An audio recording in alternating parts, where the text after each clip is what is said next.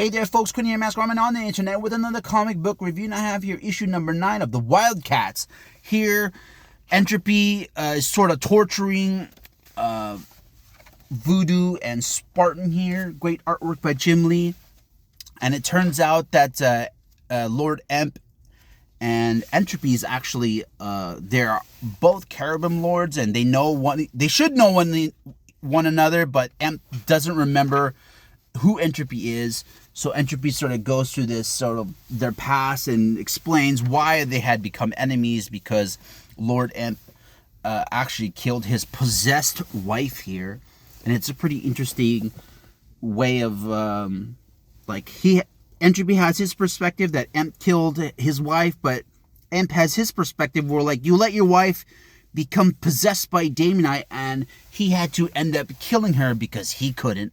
And it really sort of shows how fractured Entropy's mind is, because he for some reason he doesn't believe what Emp knows to be true, and it's Entropy who gave him the memories, who gave Emp the memories, so it should be both their truth, but it's not. And in the end, Emp uses the power of Void here to unlock his powers and to defeat Entropy, and they sort of escape his little floating facility here, and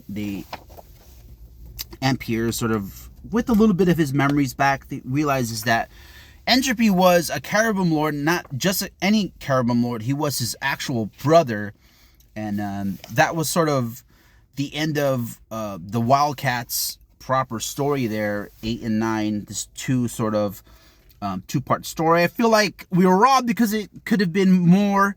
Could have fleshed out all the other characters, not just Emp. I feel like it was a missed opportunity. We're in issue number 9, and we still don't know a whole lot of anything of these characters.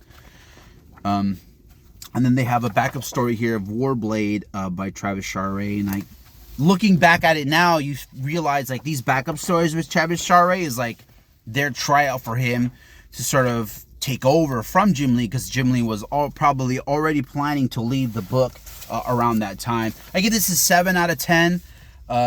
Like I said, missed opportunity to expand on all the characters.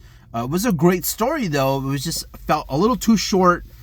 That's my review. For more reviews, go ahead and like and subscribe to my channel. I'm also making my own comic book called Emergency Signal. Go ahead and check that out. Until next time, God bless.